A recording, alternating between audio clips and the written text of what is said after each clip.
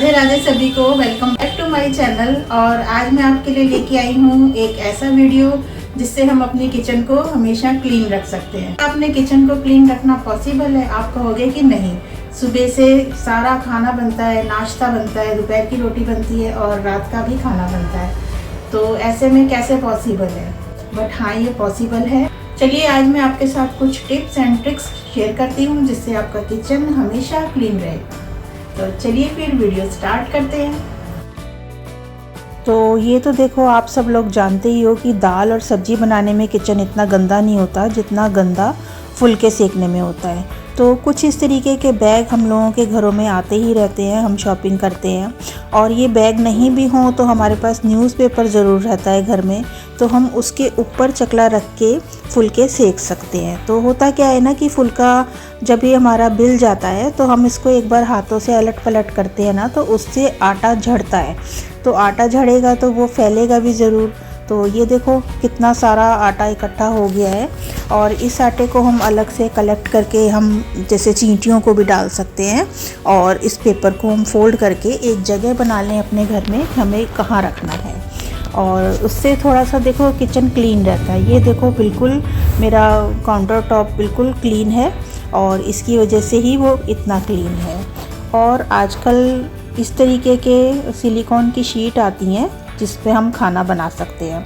तो या तो फिर आप एक सिलिकॉन की ये शीट ले लो, इसके ऊपर भी आप इजीली काम कर सकते हो और ये और बहुत तरीके से काम में आ जाती है और मार्केट में भी आसानी से मिलती है।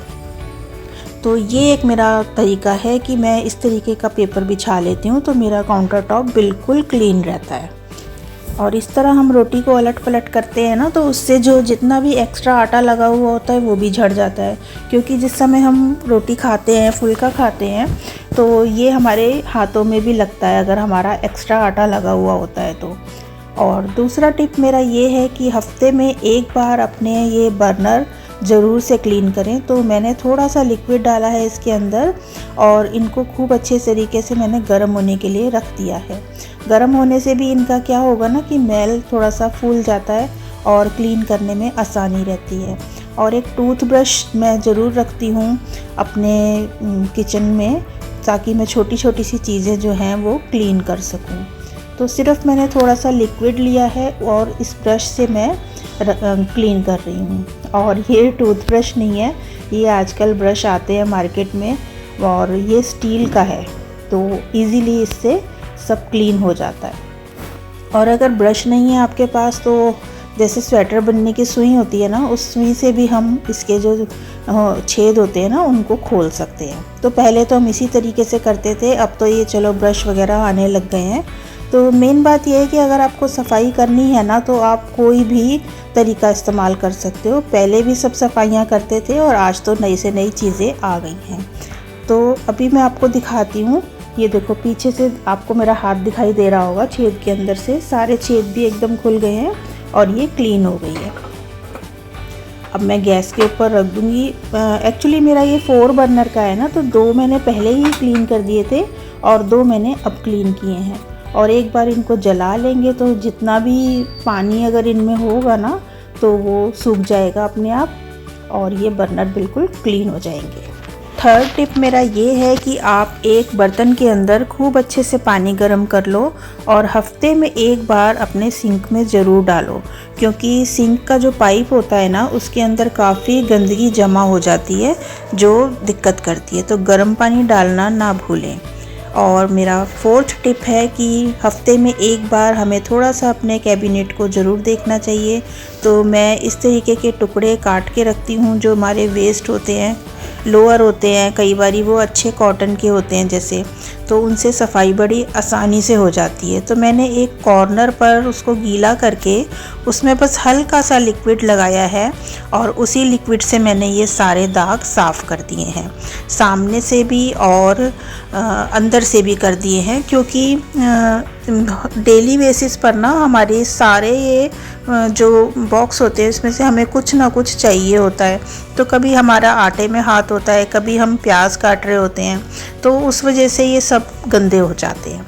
तो इनको समय समय पर क्लीन करना भी ज़रूरी है। ये देखो इसकी कोर पे भी गंदगी लगी हुई है, तो उसी कपड़े से ही मैंने इसको क्लीन कर दिया है और फिर इसी कपड़े को गीला करके मैंने इसी से ही पोंछ भी दिया है। और जितनी अपनी हाइट है ना, कम से कम उतना तो हमें हफ्ते में एक बार क्लीन कर देना चाहिए, क्योंकि ऊपर का पोर्शन जो है इतना गंदा नहीं होता। और फिफ्थ टिप मेरा ये है कि जब भी आप बर्तन धो या आपकी मेड धो के गई है तो आधे से 1 घंटे के अंदर आप अपने बर्तनों को फटाफट से लगा लो, ताकि हमारा ये किचन एरिया मैसी ना लगे। तो सब सामान मैं अपनी अपनी जगह पहुंचा देती हूँ, क्योंकि पानी अच्छे से नीचे टब में पहुंच चुका होता है। तो फटाफट से इसको लगा लो ताकि किचन एरिया साफ़ हो जाए। और हर सामान की एक अलग जगह ज़रूर होनी चाहिए। जैसे टिफ़िन बॉक्स के लिए मैंने अलग से एक बॉक्स रखा हुआ है, उसी के अंदर मैं सारे टिफ़िन रखती हूँ। जब भी मुझे खाना लगाना होता है या कोई भी चीज़ मुझे फ्रिज में रखनी होती है, जैसे मिर्ची धनिया, तो मुझे फटाफट से टिफ़िन मिल जाते हैं। नहीं तो क्या होता है ना कि इनके ढक्कन कहीं होते हैं, डिब्बियाँ कहीं होती हैं। तो मैंने एक बॉक्स ऐसा बनाया हुआ है, इसी के अंदर आपको मेरी बॉटल्स और डिब्बियाँ सारी मिलेंगी। चम्मच के लिए मैंने अलग जगह रखी हुई है और नाइफ़ वगैरह के लिए मैं अलग रखती हूँ। और चाय बनाने के लिए मैंने एक अलग से बॉक्स किया हुआ है।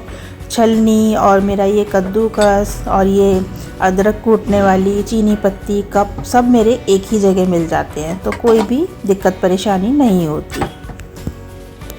खाना बनाने के बाद हमारे को एक बार गैस तो ज़रूर साफ़ करनी ही होती है। तो ये तो गैस तो कम से कम 2 से 3 बार डेली साफ़ हो ही जाती है। स्लैब पर भी हम कपड़ा मार ही देते हैं, लेकिन ये जो सामने टाइलें लगी हुई होती हैं ना, इन पे भी नज़र मारना बहुत ज़रूरी है। तो हफ्ते में एक बार तो ज़रूर इनके ऊपर भी हाथ मार देना चाहिए, मतलब कि कपड़े से उसको क्लीन कर देना चाहिए। और ये सब मैं आपको 1 हफ़्ते के ही हिसाब से बता रही हूँ कि 1 हफ़्ते में आप ज़रूर अपना कैबिनेट सारे साफ़ कर दो, तो वो फिर साफ़ ही बनी रहती हैं। लास्ट में आप एक बार थोड़ा सा यहाँ पर भी कपड़ा मार लोगे तो ये भी एकदम से क्लीन रहेंगी। तो ये थे मेरे आज के कुछ टिप्स जो मैंने अपने आप से ही बनाए हैं, जो मुझे लगता है कि हमें हफ्ते में एक बार करना चाहिए, तो रसोई हमारी क्लीन रहेगी। तो कैसा लगा आपको मेरा वीडियो? और आगे भी मैं आपके साथ इसी तरीके के टिप्स शेयर करती रहूँगी। तो राधे राधे सभी को।